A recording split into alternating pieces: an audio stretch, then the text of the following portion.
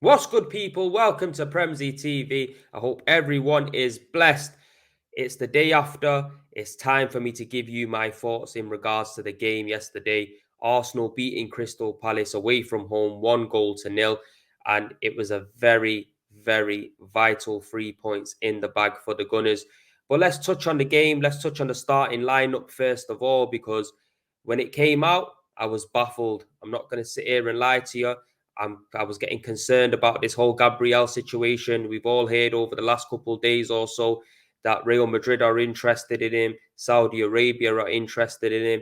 And I was thinking, second game in a row on the bench when we know Gabriel has been ever present for us last season alongside Saliba. Most of our title charge and challenge come from good defensive work from them too. And for him to be dropped to the bench, it was concerning and alarming for me. However, Arteta come away at the end of the game and basically kind of rubbished them rumours off and said, no, Gabriel ain't for sale. He ain't going nowhere. He's staying at the Arsenal, which pleased me massively. But I don't understand this new kind of system Arteta's playing because it's not as free flowing as what we've seen last season. Yeah, it might be trying to change a few bits and bobs up, but going into your second game, I'm thinking this is no time to be trying to mess around with the team and experiment on new things. You've had the whole time in pre-season to experiment. During pre-season, we've seen Gabriel being ever present as well. What is it that Arteta seeing in Gabriel that he wants to drop him on the bench? I don't get it. You get me? I really don't get it. We've seen Thomas Partey starting at right back again, which for me is a waste because we know what he offers in the middle of the park. I think he's doing that to facilitate Havertz getting into this team, which in my opinion is wrong. Look, I think everyone knows where I stand on this Havertz situation and the transfer, but he's in the team. I am going to back him and I'm going to hope for the best with him. But what I do see with Havertz is a little bit of pressing. I do see him chasing the ball down. I also see him trying to get himself into decent positions to win the ball when it's coming in the air. However, that's not enough for me. I want to see him creating from the middle, which I don't see that happening. You get me? I want to see more than a player that's just pressing and trying to win the ball back. I want to be able to see a player that is good on the ball as well. And for me, Thomas Partey, when he's in the middle of the pitch, on the ball, he's a Rolls Royce. You get me? He doesn't lose the ball. He can pick out a pass. He can spray it left, spray it right. And he's so used to being in that system with Arsenal in the middle of the park that you're going to get the best out of Thomas Partey there. Right back, we all know, for me, is not his position. You get me? And to facilitate for Havertz to do that, I don't think we should be doing it. If you want to bring Havertz on off the bench, do so, but start with your strongest lineup. And we can all safely say Havertz just coming in this season, we don't know if he's going to be our number one starter in that position because, in my opinion, no way on God's green earth that he's better than Thomas Partey in midfield. You get me? Yeah, he might offer us a different kind of attributes, but overall, the fluidity, the cohesion that we have when Thomas Partey's in the middle, that's what we need. You get me? But the most important thing is with 10 men, we managed to get 3 points. And it was impressive to see if Arsenal was playing this game 2, 3 years ago, you would clearly see us drop points in this game. Either we would draw or we would lose. We wouldn't have the mentality to go on for 30, 35 minutes or so and cling on to a victory. We wouldn't see it. But this is what you can see with the team. The mentality is developed. You get me? The belief in the squad has developed that we can lose a man and we can also go on there and get the victory, which is impressive because for me it was soft. The sending off for Tomiyasu was soft. Yeah, Tomiyasu shouldn't have put his hand on him, knowing that he was on a yellow card. But I think the initial yellow card from the throw-in was ridiculous. Yeah, Tomiyasu had the ball for like 8 seconds or so before he threw the ball. I think it was the prior build-up to Tomiyasu getting the ball to throw it is the reason he got the yellow card because it took quite a few seconds. I think it was saying like 23 seconds in order to take the throw in. But I think he just got the brunt of it. You get me? Where Havertz had the ball, someone else had the ball, but Tomiyasu ended up getting it and he got the yellow. So I don't think it was a good job that he got yellow and red. I think this time in the season, we've seen 4 or 5 red cards already, and we're like 2 games in for everyone, which is a bit mad. But I'm guessing that's the new rules that these guys are going with. So we've just got to get with it. You get me? Because last season we didn't get one red card. Our discipline was real good last season. Now that's Timber out of that position. Well, Zinchenko's coming back, but now Tomiyasu's out of that position. We don't know how fit Zinchenko actually is. Kieran Tierney didn't even make the bench yesterday, which was bamboozling for me. I don't understand how that is happening. But look, all in all, we got the victory.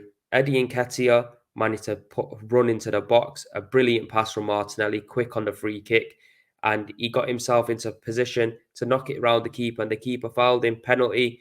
Odegaard stepped up and put the ball in the back of the net. It looked like it was going to be Saka at first, but I think Odegaard, being the captain, just looked at it and thought, you know what, this is for me. Pass me that ball. I'm going to take the responsibility on and I'm going to score. And I'm glad he did, because I had him in my fantasy football team, you get me, where everyone's got Saka, but there's not that many people who got Odegaard in. So that done well for me there. But all in all, Declan Rice, it looks like he's settling into the squad.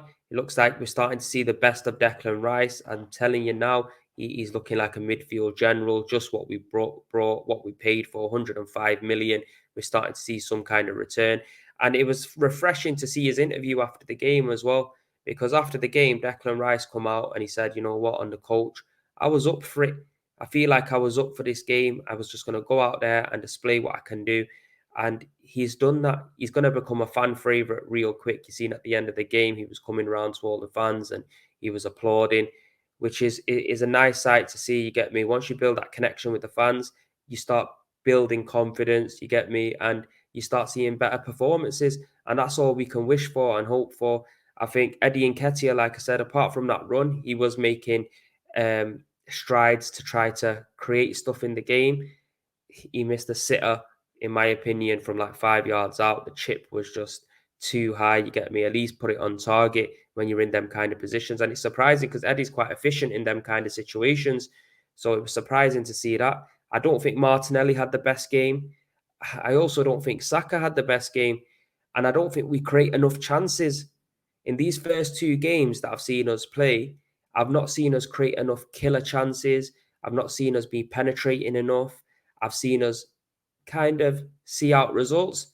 We did that last week as well, where they got back into the game and scored Forest, and it kind of got a little bit edgy. But Arteta made the right substitutions today. Yeah. I think him bringing on Zinchenko, bringing on Kivior, bringing on Gabriel, it shored us up defensively.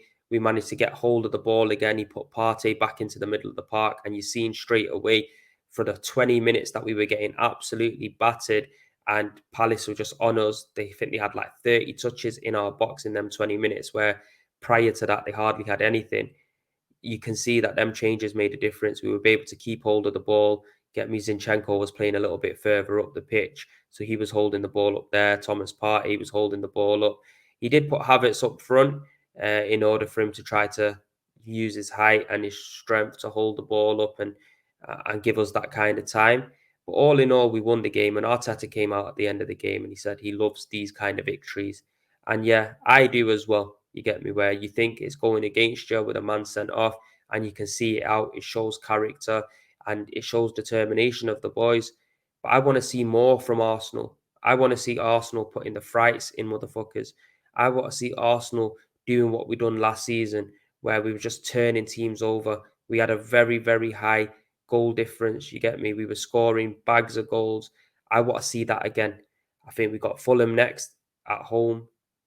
In my opinion, we should be winning that game comfortably. Then we move on to Manchester United. And that's where the test comes. We do have a good record against them, but United, Arsenal, the rivalry's over there. And it's one of them games, and anything can happen. We seen last season they came to the Emirates, they put up a good fight. Ultimately, we won the game, but we need to be building a run now of like 10, 11, 12 games, not beaten, winning every single one of them in order to really try to push a title charge again this season. We've seen we're one of three teams to only win our two games, Brighton, City, and us.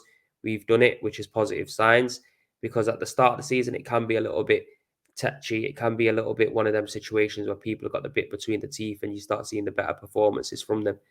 However, all in all, we won that game, and that's all that matters. We got the 3 points on the board, people. Make sure you smash a like on the video, subscribe if you're new. Peace and love, and we'll see you next week.